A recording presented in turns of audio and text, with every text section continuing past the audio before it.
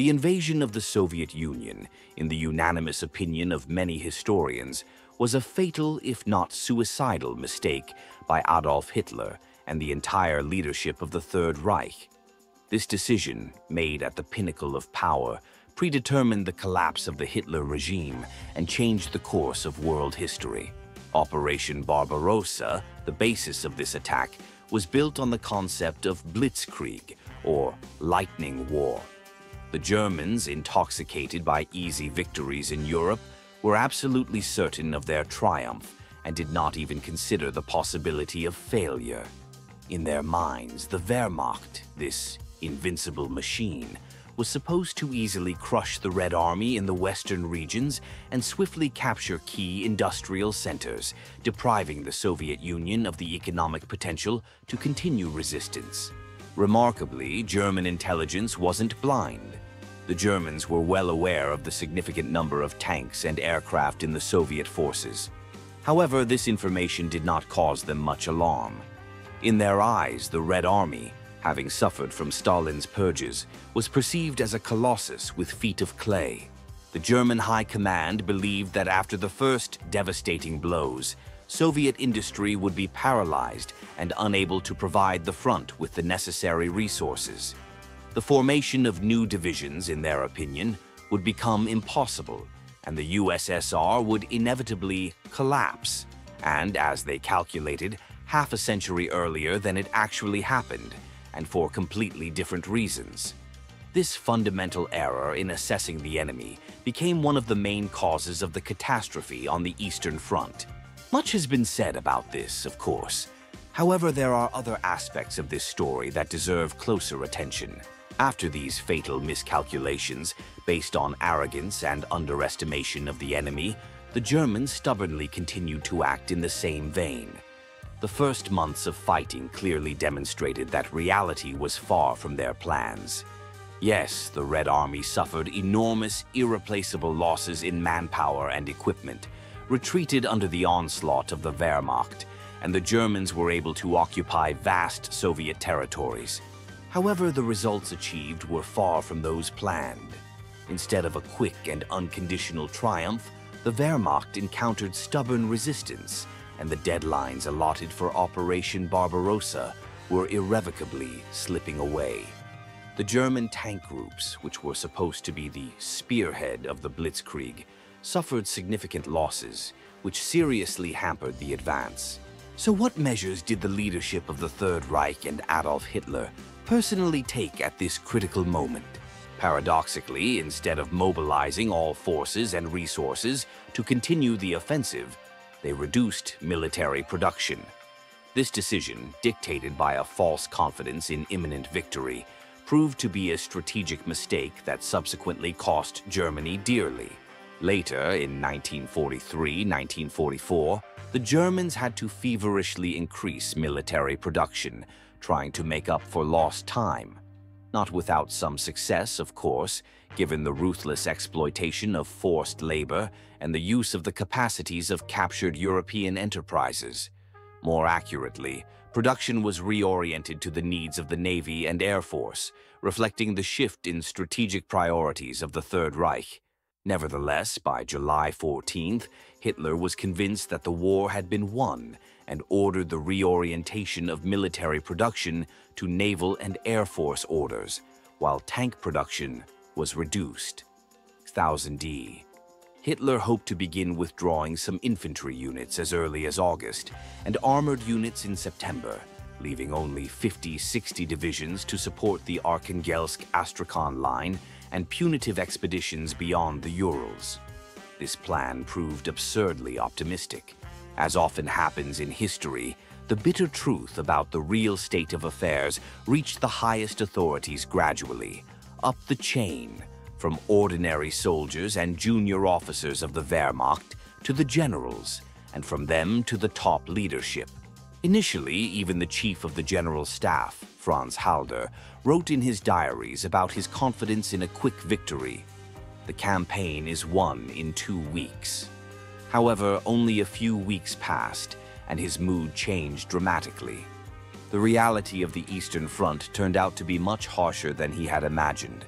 This information reached Hitler and the highest echelons of Nazi Germany even more slowly. Blinding ideology, unwillingness to admit their own mistakes, and faith in the Wehrmacht's invincibility created the illusion of imminent victory, while the situation at the front was becoming increasingly critical.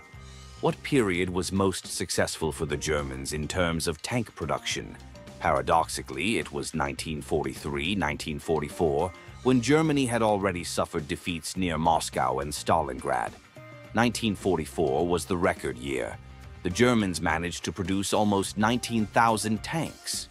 For comparison, in 1941, this figure was less than 4,000.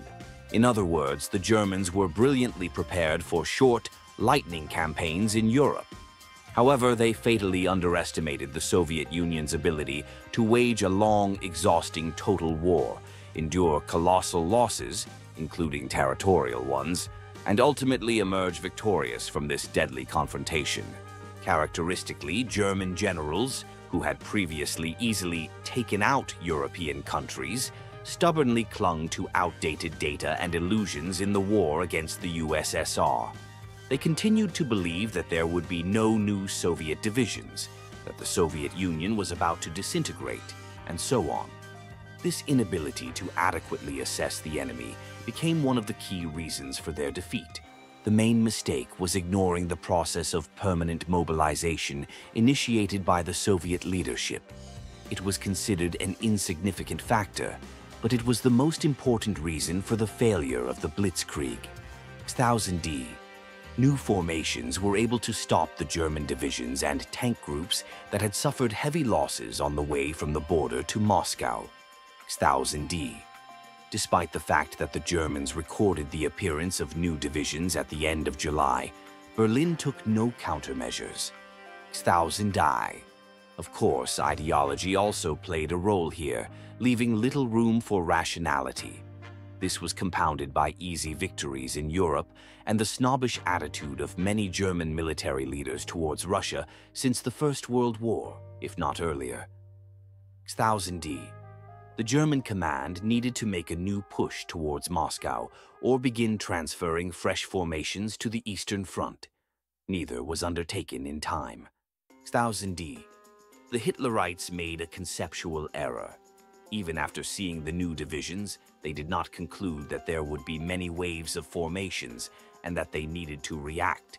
Thus, the German leadership, mired in their own arrogance, actually embarked on a slippery slope of self-deception, although earlier they could at least somehow justify their miscalculations by a lack of intelligence. And they stubbornly remained in this state practically until the very end of the Battle of Moscow, which became the Wehrmacht's first serious defeat on the Eastern Front. And if we consider the military-economic confrontation as a whole, then the period of self-deception lasted even longer, approximately until 1943. Albert Speer, appointed Reich Minister of Armaments in 1942, believed that Hitler and his associates were strongly influenced by the experience of the First World War, which they misinterpreted and applied to a completely different situation. Until the very end, the German leadership sought to maintain the population's standard of living, fearing a repetition of the revolutionary events of 1918. They did not want to involve women in work in military factories and in service in the armed forces, which seriously limited Germany's mobilization capabilities. No war in history has ever been lost because of too many soldiers or weapons. But many wars have been lost because the opposite was true. In February 1943, when the situation at the front became critical, Reich Minister of Propaganda Joseph Goebbels announced to the Germans the need to close expensive restaurants, bars, and nightclubs, although in practice far from all establishments were closed. We voluntarily give up a significant part of our standard of living to strengthen our war economy as quickly and thoroughly as possible. However, by this time, the key battles that turned the tide of the war in favor of the Soviet Union had already taken place: the Battle of Moscow and the Battle of Stalingrad. A powerful anti-Hitler coalition had already formed, uniting the efforts of the world's leading powers against Germany. The self-confident Germans, who had been captive to their own illusions for so long, began to react to reality too late. The fatal underestimation of the enemy manifested itself not only in the military, but also in the military economic decisions of the Third Reich's leadership, which ultimately played a decisive role in their defeat.